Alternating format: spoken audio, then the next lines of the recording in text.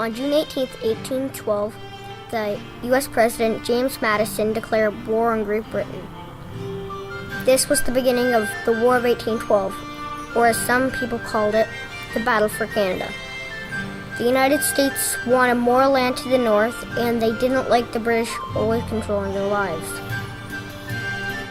The battle waged on 3 fronts: along the border between the United States and Canada, the southern states along the Gulf Coast, and most importantly, along the Atlantic coasts in the Maritimes.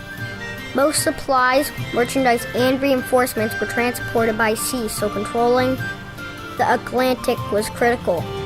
Both the British and New England and the Americans began to recruit fleets of privateers and privately owned vessels because their navies were too small. This was the golden age of privateering, legalized and civilized piracy. Privateers were common fishermen and merchant seamen that went to the government to get a special document called the Letter of Marque.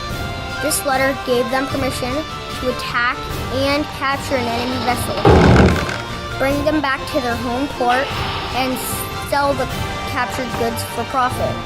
They were not allowed to capture an unarmed fishing vessel. Hi, well, my name is Kathy Stitt, and I am the administrative assistant here at the Queen's County Museum. Privateers were a very good assistance to the war.